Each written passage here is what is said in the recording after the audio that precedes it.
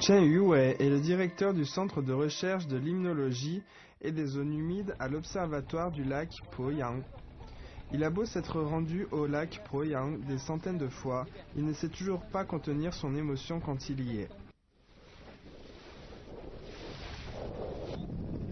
我跟你讲，现在这个方向是东边啊，往这个方向往东的话，走到岸边可能要有15公里。这个是往南，往南的话应该有20多公里、30公里左右。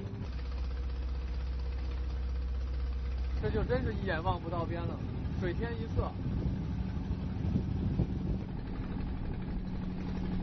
鄱阳湖大，要没到过这一片，就不知道鄱阳湖有多大。 Selon le résultat des recherches, le lac Poyang se serait formé il y a 1400 ans. Beaucoup de poètes ont rendu hommage à sa beauté.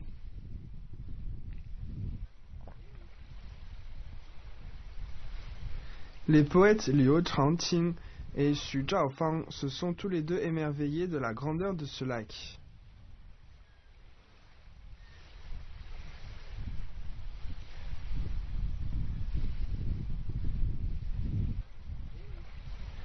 Il est impossible d'estimer la superficie du lac à l'œil nu.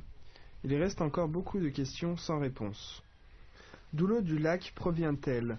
D'où coule-t-elle? Jusqu'où va-t-il?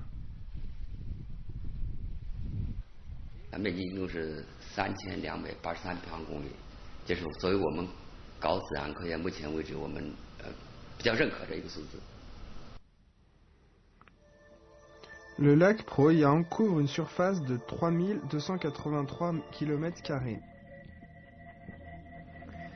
ce qui équivaut à 25 fois le lac Yangcheng, 67 fois le lac Xihu ou encore 1500 fois le lac Kunming.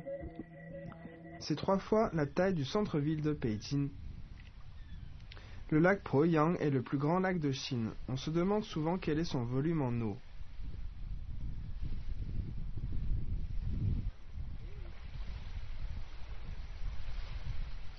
它的正常面积就是水量达到295亿。三峡工程的防洪是吧？就是跳水只有221.5亿，不要是295亿，就说比三峡还大。 Le volume d'eau du lac Poyang est de 29,5 milliards de mètres cubes. Il se jette dans le fleuve Yangtze. Au total, c'est 145,7 milliards de mètres cubes d'eau qui se jettent dans le Yangtze chaque année. C'est bien assez pour répondre aux besoins des Pékinois pendant 41 ans.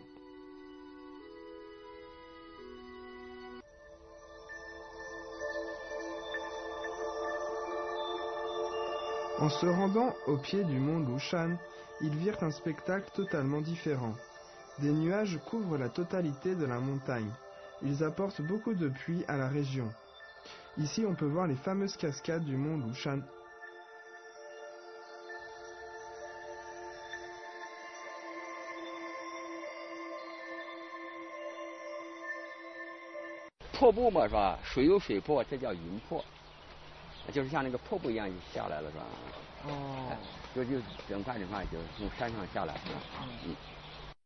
就我们这一带属于叫季风气候区，一个冷空气是北方的冷风，还有一个南方像比方说那个太平洋，还有一个叫或者高压或者还有什么其他高压区，就这样的是冷暖风交界地区。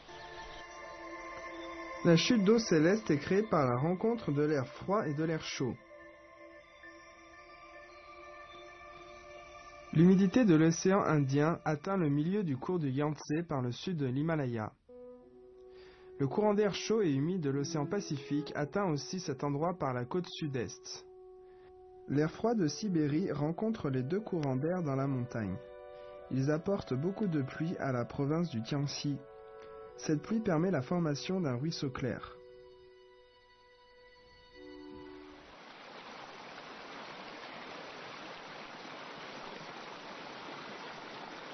这里面就按照我们学术上来讲呢，是吧？这叫涧体。涧体，哎，要不然的汇水源头，水质基本上都是这样。一类水标准。国家一类水。一类水标准。一类水什么概念呢？就说这可以直接饮用的。啊，直接饮用，对，这也没什么理由。那么像这样的溪流，您有没有做过统计？鄱阳湖周围的山里有多少？这就难说了，这就什么玩意儿不计其数，就没有人统计过，也没人计算过到底多少。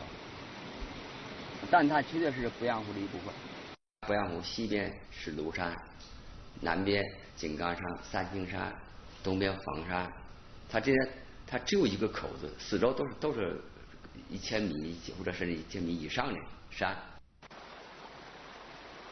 Le lac Proyang est entouré par les montagnes où coulent de nombreux ruisseaux.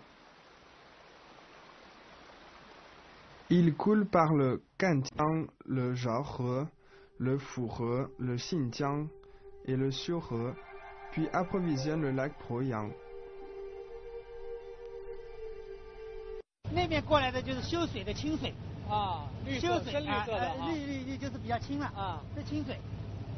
这就是鄱阳湖，实际上是一个边界了，就是在大湖面到顶就到这儿，这个在以上就不是湖了，就是河了。现在是河，现在是河了，两边已经出来了嘛，这就是河了嘛，这就是河了嘛。La rivière à l'intersection du Xiuhe et du Proyang est de plus de 400 mètres. Le courant moyen est de 12,3 milliards de mètres cubes.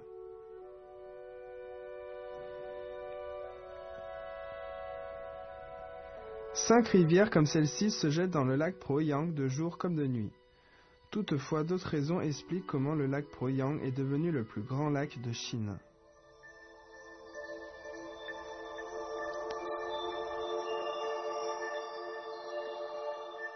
鄱阳湖呢，这个从形成的角度来讲，它这个水呢，实际上是鄱阳湖流域的水进到湖里以后，本来都要往长江去，结果呢，这个鄱阳湖这个结构上来讲呢，在靠近长江那个湖口那个位置呢，相当的狭窄。就在相当狭窄的情况下呢，鄱阳湖的水就没办法全部进到长江里去，在这种时候，就这个湖面就扩大了，越来越大，越来越大。这里面我。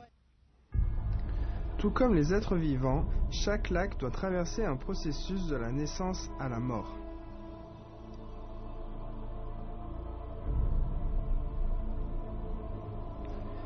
La plupart des lacs de Chine a une histoire de plus d'une dizaine de milliers d'années.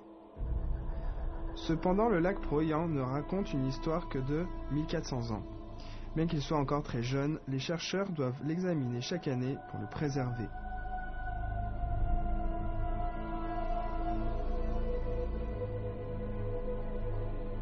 就是给鄱阳湖就是每年定期体检，就你出了问题没有啊？它的结构是不是问题？从科学来讲呢，我们要研究它的关系，但是从这宏观上来讲呢，就是要监控鄱阳湖它的变化。这个变化呢，是往好的方向变呢，还是往坏的方向变呢？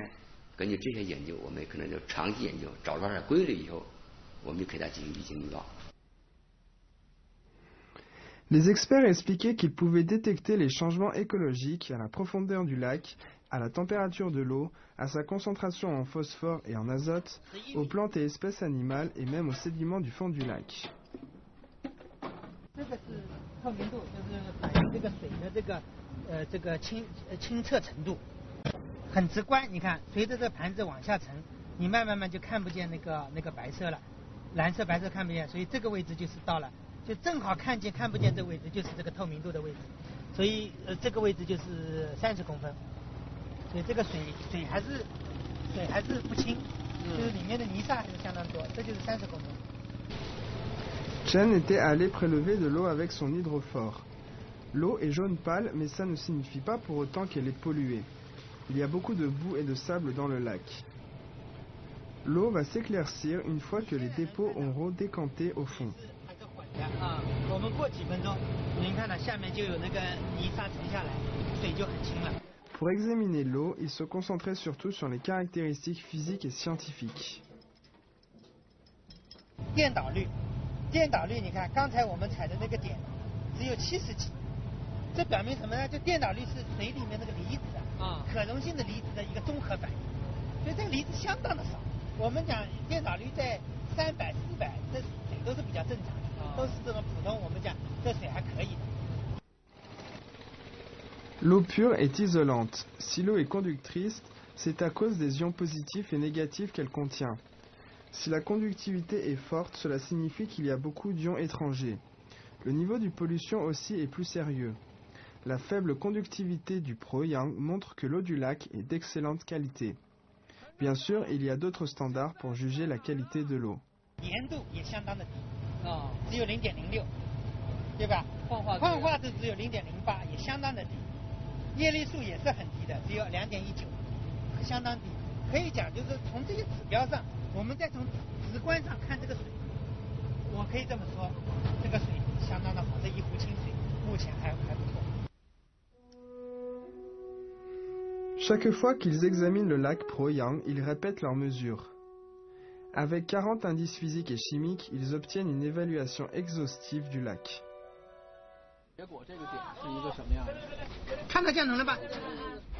Cette fois-ci, ils trouvèrent une caractéristique anormale à la surface du lac.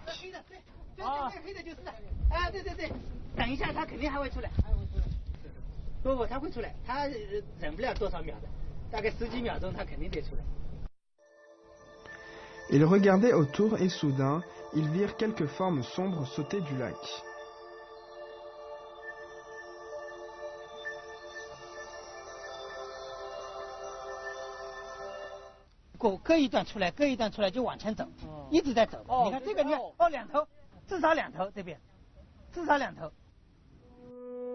Les formes sombres nageaient autour du bateau. Elles continuaient de sauter.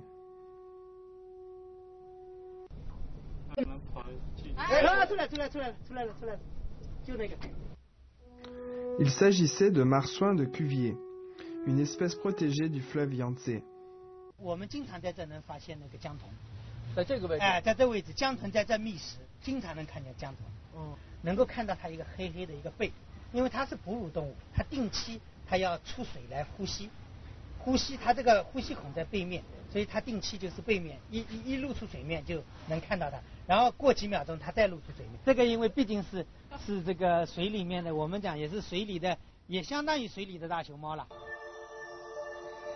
Les marsouins de Cuvier qui vivent dans les eaux douces sont des mammifères. Ils n'existent que dans le Yangtze. Il y a 1400 marsouins de Cuvier dans le monde. Le lac Pro-Yang est connecté au Yangtze. L'eau du lac étant de qualité excellente, les marsouins de Cuvier choisissent cet endroit pour trouver de la nourriture. Chen affirmait qu'il est normalement difficile de les voir dans l'immensité du lac.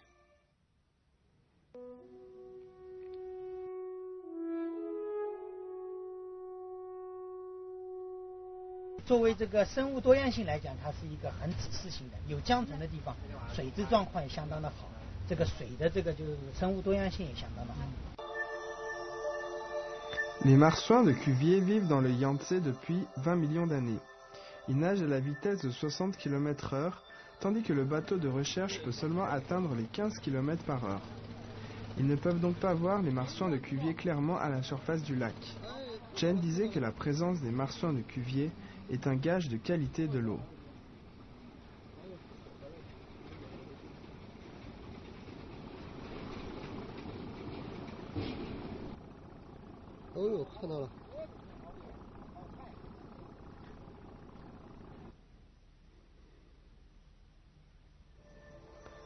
Toutes les nuits, Chen examine un échantillon d'eau prélevé du lac Pro-Yang au microscope.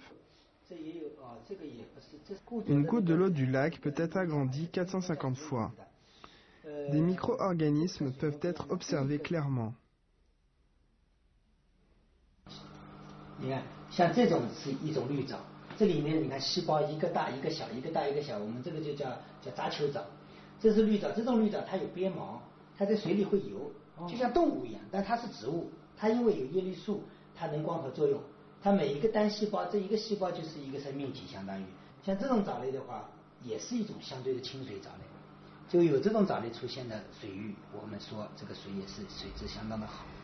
Il y a beaucoup d'algues dans le lac Pro-Yang.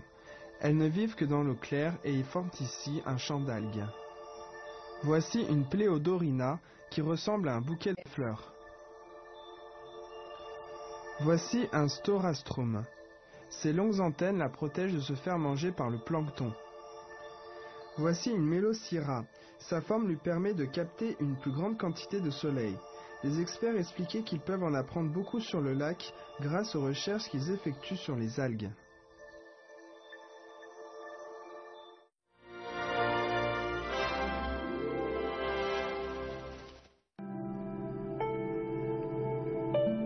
Le musée de Changdao, dans la province de Shandong, présente un objet qui ne passe pas inaperçu. La petite sculpture d'une tête en argile. L'origine de l'artefact est un grand mystère.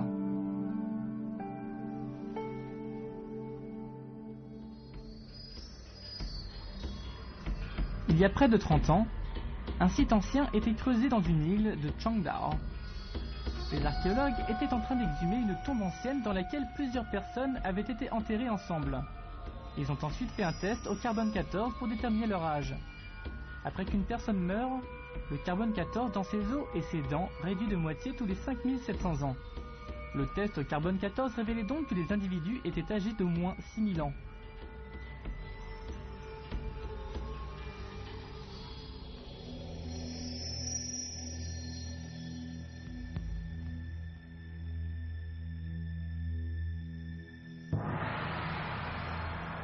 L'archipel de Changdao est situé au centre de la mer de Bohai. Elle est très éloignée de la Chine continentale. Comment les humains avaient-ils pu atteindre cette île isolée 6000 ans auparavant? Tandis que ce mystère n'avait pas encore été élucidé, une autre énigme apparaissait alors.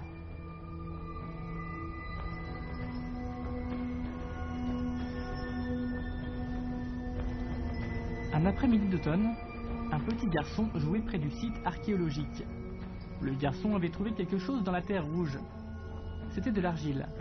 Plus précisément, la sculpture d'une tête en argile. Sur la sculpture, les traits des yeux, du nez et de la bouche sont très différents de ceux des Chinois ordinaires.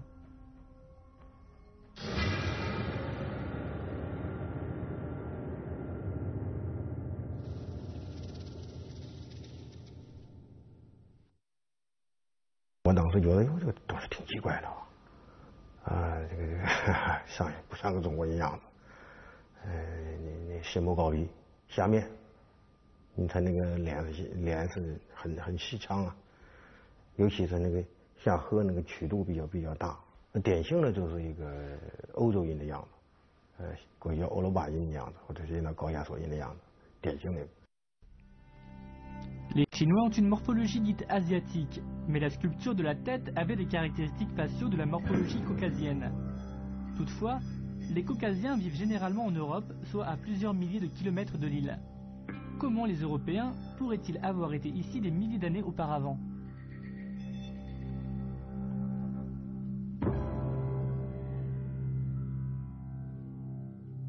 要看它出土的环境，它的所在的位置，你才好判断。它这个位置如果在房子里边很特殊的一个角落，那它可能就有宗教方面的意义。如果它不是一个很特殊的角落，很普通的，也可能是个玩具，也可能是一个偶然的装饰。Afin de résoudre ces mystères, il faut revenir dans ce tombeau ancien situé près de l'endroit où la sculpture a été déterrée. Peut-être des indices pouvaient-ils donner plus d'informations dans la tombe. Dans le tombeau, les restes étaient dispersés et fragmentés, mais parmi eux, un squelette était relativement intact. Évidemment, son propriétaire devait avoir eu un statut spécial dans la tribu. Après des analyses archéologiques, on apprenait qu'il s'agissait d'une femme.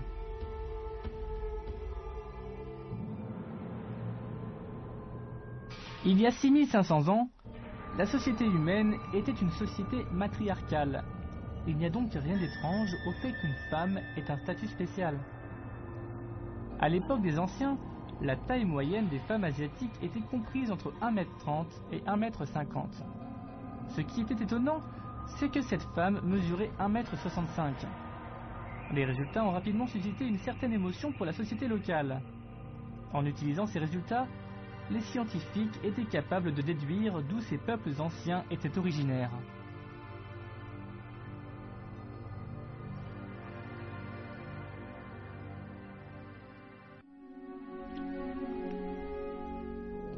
La femme et les hommes de sa tribu étaient-ils caucasiens? Si c'était le cas, ils seraient venus à la préhistoire.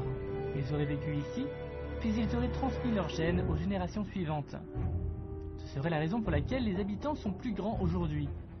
Mais une conclusion émise à la suite de l'analyse d'un seul grand squelette femelle était trop hâtive. 比较高的呢，作为个体来说的话呢，是出现的话一点都不奇怪。作为一群人出现的话呢，就是基本上说是，就说呢可以排除是黄种人啊，或者说这种可能性，就是它是属于比较特殊的人群。Toutefois, dans le tombeau, les autres squelettes étaient tous très abîmés. Il était donc impossible de déterminer leur taille. Tant que la sculpture serait exposée, elle apporterait au personnel du musée beaucoup de fil à retordre. En effet, les visiteurs plutôt confus posent toujours un tas de questions aux employés qui ne savent quoi répondre.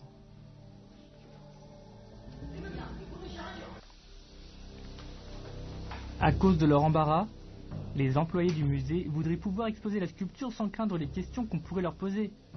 Tout le monde est curieux de savoir à quoi ressemblaient les anciens habitants de Changdao. Étaient-ils caucasiens ou asiatiques? Les techniques de recherche de l'époque étaient très limitées, donc les recherches n'avaient pas pu aboutir.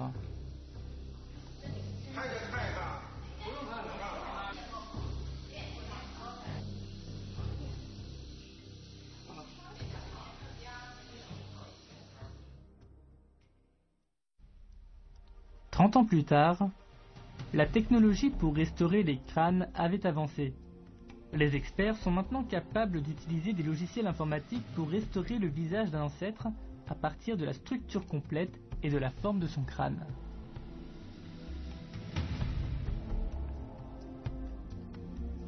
Les photos du plus intact des crânes trouvés sur le site archéologique furent envoyées au paléoanthropologue pour lui permettre de retrouver l'apparence de l'homme préhistorique. L'individu ressemblait à un courageux guerrier occidental. Était-il vraiment caucasien? «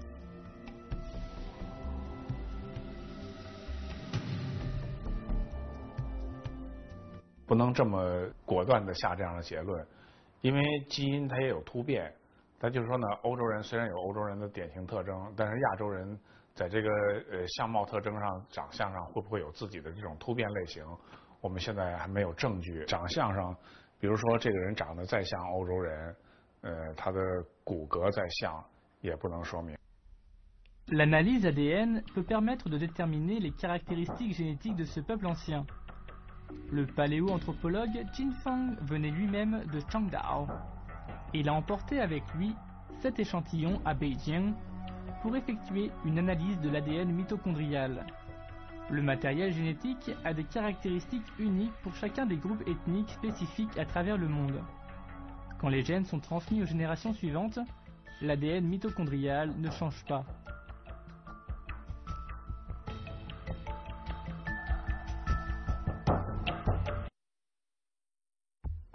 Les séquences d'ADN de ces ancêtres furent comparées à celles des humains contemporains pour déterminer le groupe ethnique auquel ils appartiennent. Après un an d'amplification et de comparaisons répétées, les chercheurs avaient pu trouver des résultats pour 4 des échantillons.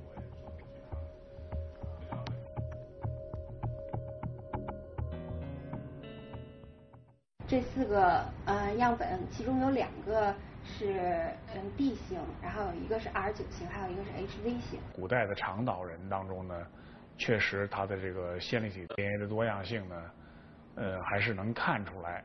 虽然样本量太少，只有4个人，但是能看出来它是一个就说能够存在这个类型，是一个多样分布的一个状态。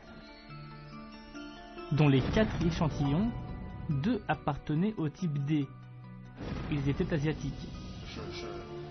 Le type R9 est généralement localisé dans le sud de l'Asie. Beaucoup de Chinois du sud appartiennent à ce type. Mais le type HV est introuvable en Asie.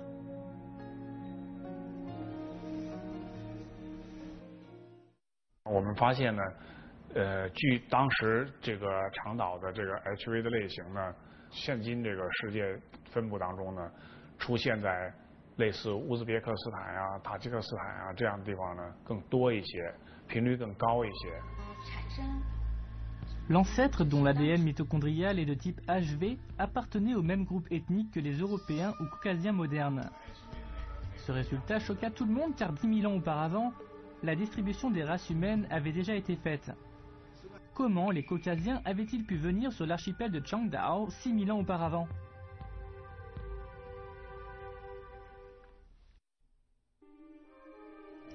Il y a 6000 ans, il n'y avait pas de pays, mais des tribus réparties à travers le monde. À cette époque, les hommes apprenaient petit à petit à planter des cultures et à s'établir dans des régions. C'est ainsi que sont apparus les villages. À cette époque, les Chinois étaient déjà entrés dans l'ère de l'agriculture sédentaire. Mais dans cette période, les Caucasiens menaient toujours une vie de chasse nomade. Avec l'augmentation des bovins, ils avaient besoin de plus d'herbes. Ils se sont donc déplacés graduellement avec leur bétail dans des endroits avec plus d'eau et d'herbes luxuriantes. L'eau de la mer s'est déplacée de l'ouest vers l'est. Ils se sont donc logiquement dirigés vers l'est. Au final, en longeant le fleuve Jaune, ils sont arrivés à son estuaire, qui est aujourd'hui la province du Shandong. Mais une telle migration ne s'est pas faite en un jour.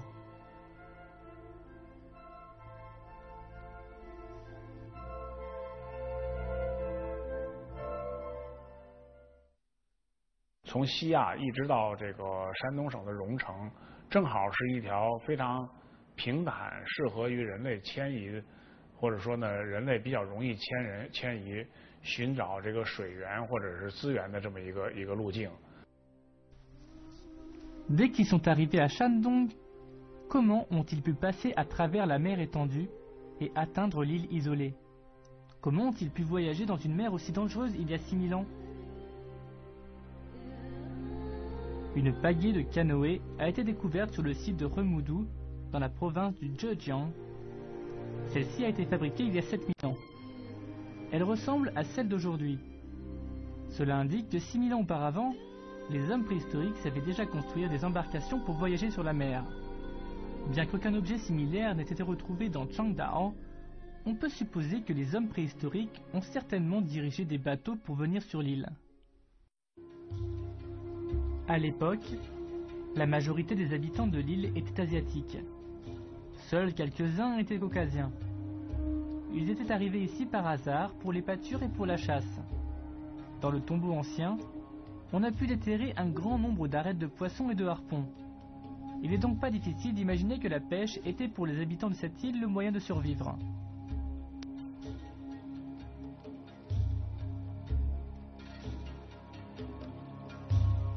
Sur un puits de sacrifice, des récipients de la forme d'oiseaux ont été déterrés. Cela prouve que les anciens de l'archipel de Changdao avaient commencé à cultiver la terre. En effet, les fermiers sont concernés par l'activité des oiseaux qui les informent des changements saisonniers, ce qui est essentiel pour assurer une bonne culture et une bonne moisson. Toutefois, si des Caucasiens ont vraiment vécu sur l'archipel de Changdao, pourquoi ne pouvons-nous pas en voir ici? Comment ont-ils disparu? Sur un ancien site de l'île, on a pu retrouver un grand nombre de flèches pointues enterrées. Les flèches étaient-elles utilisées pour la chasse ou pour la guerre entre les clans lors des invasions de territoire? Les Caucasiens avaient-ils été exterminés dans des combats? Nous ne connaîtrons peut-être jamais la vérité sur le peuple des ancêtres de Changdao, mais en prenant un peu de recul par rapport à la sculpture de cette tête, que ce soit un visage caucasien ou un visage asiatique n'a aucune importance. Une chose est sûre, si un peuple d'hommes caucasiens est venu s'installer à cet endroit, ils se sont vite incorporés dans la société locale et sont devenus des membres à part entière de la grande famille chinoise.